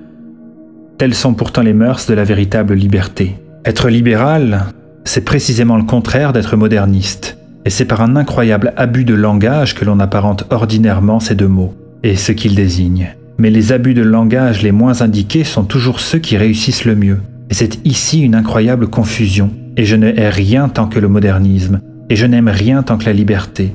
Et en elle-même, n'est-elle point la condition irrévocable de la grâce? Disons les mots, le modernisme est, Le modernisme consiste à ne pas croire ce que l'on croit. La liberté consiste à croire ce que l'on croit et à admettre, au fond à exiger, que le voisin aussi croit ce qu'il croit. Le modernisme consiste à ne pas croire soi-même pour ne pas léser l'adversaire qui ne croit pas non plus. C'est un système de déclinaison mutuelle. La liberté consiste à croire et à admettre et à croire que l'adversaire croit. Le modernisme est un système de complaisance. La liberté est un système de déférence. Le modernisme est un système de politesse. La liberté est un système de respect. Il ne faudrait pas dire les grands mots. Mais enfin, le modernisme est un système de lâcheté. La liberté est un système de courage. Le modernisme est la vertu des gens du monde. La liberté est la vertu du pauvre. Je dois rendre cette justice à nos abonnés que dans ce gouvernement de la liberté, ils nous sont demeurés admirablement fidèles. C'est leur honneur et c'est le nôtre. J'ai reproché souvent à nos abonnés de n'être point assez nombreux. Et cette année, je le leur reproche au moins autant que jamais. Mais j'avoue que c'est un reproche qui va tout de même un peu plus tôt à celui qui n'en est pas qu'à celui qui en est. Ceux qui en sont parfaitement compris. Je veux dire qu'ils savaient d'avance, aussi bien que nous, ce que sont les mœurs de la véritable liberté. Encore un mot que je n'aime pas, mais enfin la vie même requiert la liberté. Une revue n'est vivante que si elle mécontente chaque fois un bon 5e de ses abonnés. La justice consiste seulement à ce que ce ne soit pas toujours les mêmes qui soient dans le 5e. Autrement, je veux dire, quand on s'applique à ne mécontenter personne, on tombe dans le système de ces énormes revues qui perdent des millions ou qui en gagnent pour ne rien dire. Ou plutôt à ne rien dire. Nos abonnés l'ont parfaitement compris, il faut leur faire cet honneur. Autant que nous, ils ont le goût, le respect de la liberté. Ils nous l'ont montré par cette belle fidélité de 15 ans. Ils sont, autant que jamais, trop peu nombreux, mais ceux qui y sont, y restent. Par cette dure méthode, par cet unique système de recrutement ne se manifeste point un commun abaissement fondé sur un incessant échange de concessions mutuelles, que l'on se passe incessamment des uns aux autres, mais c'est ainsi que nos cahiers se sont peu à peu formés comme un lieu commun de tous ceux qui ne trichent pas. Nous sommes ici des catholiques qui ne trichent pas, des protestants qui ne trichent pas, des juifs qui ne trichent pas, des libres penseurs qui ne trichent pas. C'est pour ça que nous sommes si peu catholiques, si peu protestants, si peu juifs, si peu de libres penseurs. Et en tout, si peu de monde. Et nous avons contre nous les catholiques qui trichent, les protestants qui trichent, les juifs qui trichent, les libres penseurs qui trichent, les lavisses de tous les partis, les laudais de tous les bords. Et ça fait beaucoup de monde. Outre que les tricheurs ont une sûreté pour se reconnaître entre eux et pour s'appuyer. Une sûreté infaillible, une sûreté invincible pour se soutenir. Une sûreté inexpiable, une sûreté d'instinct, une sûreté de race. Le seul instinct qu'ils aient, qui n'est comparable qu'à la sûreté profonde avec laquelle les médiocres reconnaissent et appuient les médiocres. Mais au fond, n'est-ce pas la même? Et ne sont-ils pas les mêmes? Si seulement nous, les honnêtes gens, nous étions fidèles à l'honnêteté comme la médiocrité est fidèle à la médiocrité. Je ne comprends pas qu'il y ait une question des instituteurs. D'abord, s'ils étaient restés des maîtres d'école, tout ça ne serait pas arrivé. Qu'ils fassent donc l'école, il n'y a rien de plus beau au monde. Ils ne s'y trompent pas, ils ont le plus beau métier du monde. Eux seuls ont des élèves, eux et les professeurs de l'enseignement secondaire. Les autres ont des disciples. Les autres, c'est les professeurs de l'enseignement supérieur. Et c'est hélas l'écrivain. Qu'on en fasse l'expérience. L'expérience est facile à faire, que chacun s'examine attentivement, que chacun regarde son être et redescende un peu dans sa mémoire. Qui sommes-nous? Sommes-nous l'étudiant innocent mais d'autant abusé qui suivait scrupuleusement les cours des Sorbonnards? Non, nous ne sommes pas cette misère et nous ne sommes plus cette proie. Que tout homme ayant passé 35 ans se regarde et se reconnaisse lui-même, que tout homme voit ce qu'il est, qui il est, descende dans son être propre, dans son être profond. Nous ne sommes pas ces purs jeunes hommes, innocents et fâcheusement enthousiastes, candides, aveugles, si naïvement pieux envers leurs maîtres que leurs maîtres ont trompés. Nous sommes ces enfants d'avant 12 ans, ces mêmes enfants aussi purs, peut-être plus purs, et nous sommes ces mêmes adolescents d'avant 16 ans.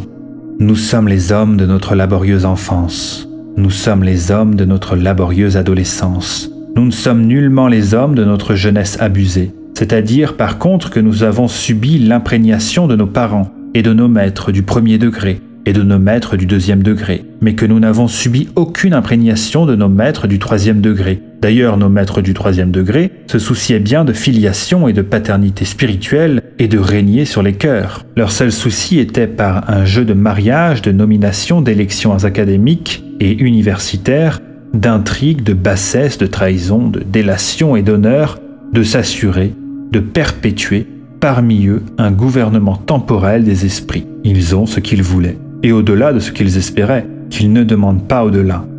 C'est dire par conséquent que le plus beau métier du monde, après le métier de parent, et d'ailleurs c'est le métier le plus apparenté au métier de parent, c'est le métier de maître d'école, et c'est le métier de professeur de lycée, ou si vous préférez, c'est le métier d'instituteur, et c'est le métier de professeur de l'enseignement secondaire. Mais alors que les instituteurs se contentent donc de ce qu'il y a de plus beau, et qu'ils ne cherchent point à leur tour à expliquer, à inventer, à exercer un gouvernement spirituel et un gouvernement temporel des esprits, ce serait aspirer à descendre. C'est à ce jeu précisément que les curés ont perdu la France. Il n'est peut-être pas très indiqué que par le même jeu les instituteurs la perdent à leur tour. Il faut se faire à cette idée, que nous sommes un peuple libre. Si les curés s'étaient astreints et limités à leur ministère, le peuple des paroisses serait encore serré autour d'eux, tant que les instituteurs enseigneront à nos enfants la règle de 3 et surtout la preuve par 9, ils seront des citoyens considérés. Pourquoi surtout établir ou chercher à établir cette confusion que nous voyons partout dans tous leurs congrès, dans leurs journaux et revues et revendications? Pourquoi mêler les questions d'argent et les questions de gouvernement? Serait-ce pour honorer les questions d'argent en les mêlant aux questions de gouvernement? Mais l'argent est hautement honorable, on ne saurait trop le redire. Quand il est le prix et l'argent du pain quotidien, l'argent est plus honorable que le gouvernement, car on ne peut pas vivre sans argent, et on peut très bien vivre sans exercer un gouvernement. L'argent n'est point déshonorant quand il est le salaire et la rémunération et la paye. Par conséquent, quand il est le traitement. Quand il est pauvrement gagné, il n'est déshonorant que quand il est l'argent des gens du monde. Il n'y a donc, dans les autres cas, je veux dire, quand il n'est pas l'argent des gens du monde, aucune honte à en parler. Et à en parler comme tel, il y a même que cela qui soit honorable, et qui soit droit, et qui soit décent. Il faut toujours parler d'argent comme d'argent, que les instituteurs aient le droit de vivre comme tout le monde, qui le nie, et nous le contesterons moins que personne, nous qui ne sommes pas seulement avec eux, nous qui sommes d'eux, nous qui avons ici publié les premiers, l'admirable roman de Lavergne. Jean Coste a le droit de nourrir sa femme et ses enfants, cela ne fait aucun doute. S'il y réussit aujourd'hui assez mal, ici encore, il fait comme tout le monde. Il fait comme nous. Au moins, il fait comme tous ceux qui travaillent. Il n'y a un peu d'aisance dans le monde moderne que pour ceux qui ne travaillent pas. C'est donc ici une question très grave. Mais ce que je veux dire aujourd'hui, c'est que c'est vraiment une question de droit commun. C'est une question d'un certain malheur commun, d'une grande misère commune. C'est une question de la vie générale de la nation et de possibilités budgétaires. Cette première question n'a rien de commun avec cette autre question de ce gouvernement spirituel que quelques instituteurs demandent à exercer parmi nous. Car ceci encore, est une revendication. Que de jeunes instituteurs, et même des plus vieux, aillent travailler dans les facultés, c'est encore très bien. Je suis assuré qu'ils y fournissent d'excellents travail et que cette collaboration donne dans les provinces les meilleurs résultats. Mais ce n'est point un secret non plus qu'à Paris, le petit clan de la Sorbonne avait entrepris de s'appuyer sur les instituteurs quand il se proposa de ruiner en France l'enseignement secondaire et qu'un certain nombre d'instituteurs, un très petit nombre, répondit à cet appel. Ici encore, je me permets de trouver que ce ne sont que les instituteurs qui ont tort. Ce ne furent pas les instituteurs qui furent les plus coupables, ni même les véritables coupables. Dans toute démagogie, celui qui est la manière et l'objet et l'inerte instrument est moins coupable que celui qui en est l'inventeur et l'auteur, et le premier moteur.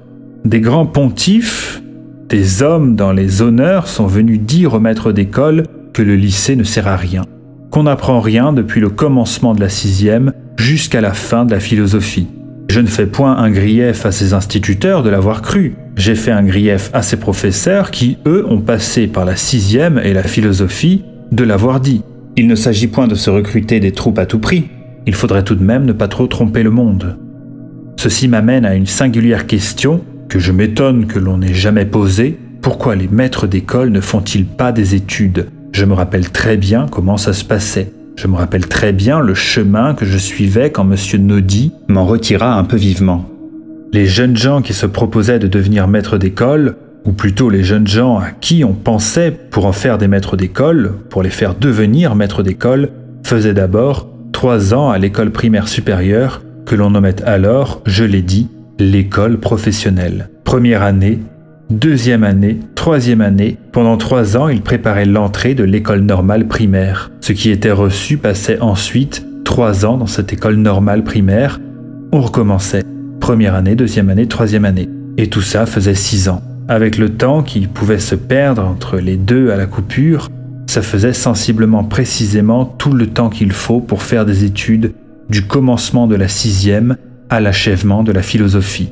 Or, ces enfants de paysans et ces enfants d'ouvriers, déjà triés fortement, qui se préparaient et qui se destinaient ou que l'on préparait et que l'on destinait à devenir instituteurs, étaient dans la moyenne au moins aussi intelligents que les petits bourgeois qui entreprenaient un peu confusément le lycée. Et ils travaillaient au moins autant, et quelques-uns travaillaient très bien. Ils se donnaient beaucoup plus de mal, ils fournissaient beaucoup plus de travail pour passer le simple brevet que nous pour passer l'examen de fin de 4e, que nous ne passions pas, et pour passer le brevet supérieur, que nous pour passer le bachot. Alors on se demande, et il est si simple de se demander, alors à ce compte-là, pour ce prix-là, pour cette longueur de temps, pour tant de travail et pour tant de conduite, on se demande, à ce prix-là, pourquoi on ne leur fait pas faire des études? Et pourquoi, au lieu du brevet supérieur, qui n'est rien, on ne leur donne pas au moins le bachot, qui n'est pas grand-chose? Je ne vois pas en quoi du savoir latin et du grec les empêcherait d'enseigner le français, et même d'enseigner en français. Moi, je ferais un bon maître d'école. On se demande si ce n'est pas la bourgeoisie française qui a fait exprès, craignant la concurrence, d'avoir des instituteurs qui n'eussent point fait leurs études. Car enfin, il est au moins aussi difficile et il faut au moins autant de travail et autant de besogne pour entrer à l'école normale de Saint-Cloud que pour rentrer à l'école normale de l'enseignement secondaire. C'est la nôtre, mes enfants. Alors pourquoi s'y est-on pris de telle sorte que le bagage des uns ne fut qu'un fatras? Si c'est un calcul que la bourgeoisie a fait, comme il est probable, il faut avouer qu'elle est très bien récompensée aujourd'hui, de trouver constamment contre elle et sous elle cette sourde révolte d'un enseignement primaire qui précisément n'a pas fait ses études. Et une fois de plus, il faut constater que le sabotage est venu d'en haut, de la bourgeoisie, et qu'il est payé par un sabotage antagonique. Tout ceci déblayé en m'adressant aux instituteurs eux-mêmes, et non plus à leur programme qu'ils subissent, et non plus aux conditions que l'État leur a faites qu'ils subissent, je me permettrai de leur dire, et je ne le dis naturellement qu'aux quelques-uns qui sont évidemment travaillés de cette tentation, je leur dis, pourquoi voulez-vous exercer un gouvernement des esprits? Et comme tous les autres, pourquoi voulez-vous exercer un gouvernement temporel des esprits? Pourquoi voulez-vous avoir une politique et l'imposer? Pourquoi voulez-vous avoir une métaphysique et l'imposer? Pourquoi voulez-vous avoir un système quelconque et l'imposer? Vous êtes faits pour apprendre à lire, à écrire et à compter. Apprenez-leur donc à lire, à écrire et à compter. Ce n'est pas seulement très utile, ce n'est pas seulement très honorable, c'est la base de tout. Il sait ces 4 règles, disait-on de quelqu'un quand j'étais petit. Qu'ils nous apprennent donc nos 4 règles. Je ne veux pas jouer sur les mots, mais sans parler d'écrire, ce serait déjà un grand progrès, puisque nous sommes dans un système du progrès, que d'avoir, que d'être un peuple qui saurait lire et qui saurait compter. Et quand avec cela nos instituteurs emploieraient leur activité à sauver ce pays des 2 fléaux qui les menacent constamment, il y en a là-dedans pour la vie d'un homme et beaucoup d'hommes voudraient pouvoir en dire autant. Ces 2 pestes que je veux dire sont naturellement la politique et l'alcoolisme. Et au fond, elles ne font qu'une. En tant que les instituteurs revendiquent un point d'appui, un établissement contre la politique, et les marchands de vin, non seulement ils en ont 100 fois le droit, mais ils en ont 100 fois raison. Et pour eux-mêmes et pour le pays. Mais ces règles de grande hygiène, ces pratiques d'hygiène générale vont de soi. Elles ne peuvent être que compromises et peut-être complètement masquées, complètement oblitérées, complètement annulées par une prétention à un gouvernement des esprits. Enseigner les éléments, apprendre à des enfants de bonne race ces vieilles vérités sur lesquelles tout le monde est d'accord et sur lesquelles est fondé le monde, que Paris est la capitale de la France, que Versailles est le chef-lieu du département de Seine-et-Oise, pour les tout à fait savants, pousser jusqu'à l'extraction de la racine carrée, et peut-être de la racine cubique, quel sort plus enviable.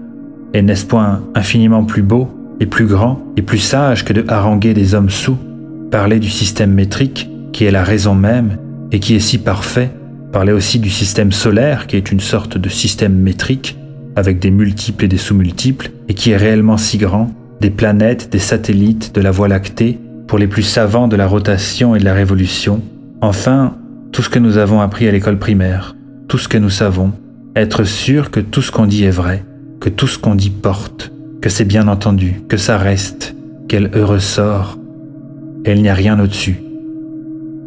Faire de ces belles analyses logiques et grammaticales où tout retombait droit, où on savait tout, où on désarticulait complètement, où on épuisait une phrase, où il ne restait rien, où tout retombait juste, et de ces beaux problèmes d'arithmétique, où il fallait si soigneusement séparer les calculs du raisonnement par une barre verticale, et où il y avait toujours des robinets qui coulaient pour remplir et pour vider un bassin, et souvent les deux, pour remplir et vider ensemble.